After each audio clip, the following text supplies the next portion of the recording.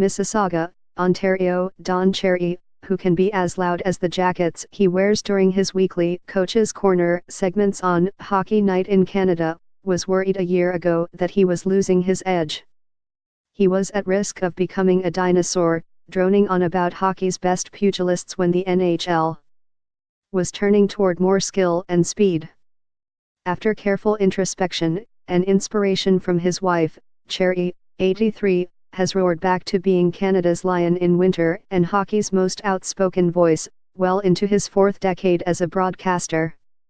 "Everyone on television knows more about hockey than me," Cherry said. "But they don't know hockey. There's a difference. They know all the stats, they know all the players, the whole deal. But I can pick out things no one else picks out."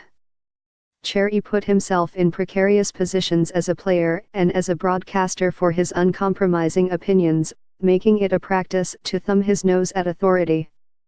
CBC tried several times to fire him, but Cherry came back stronger.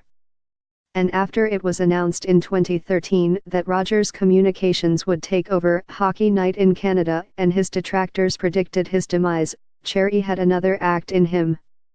He has maintained a following of mostly male, hardcore hockey fans even amid the chorus of critics who say he is out of touch with the times. "I told him that a lot of Canadian people say they don't understand you, but the guys in the bar understand you," said Ralph Mellanby, the executive producer of Hockey Night in Canada who first hired Cherry in 1980.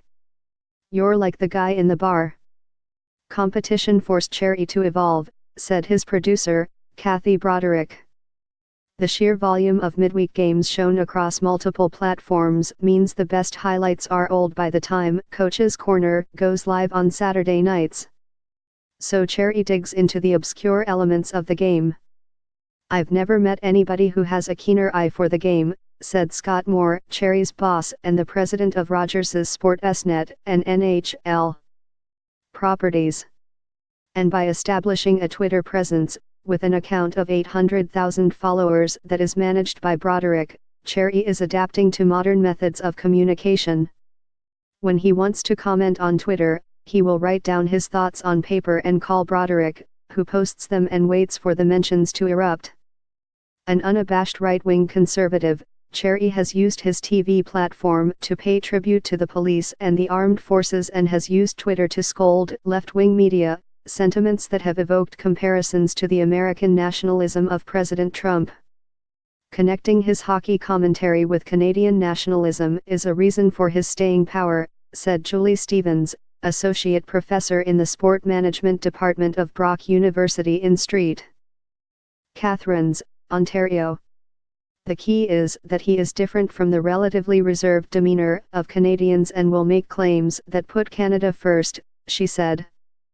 But Cherry, with principles firmly rooted in the past, had his co-host, Ron MacLean, rolling his eyes by suggesting that women do not belong in male dressing rooms.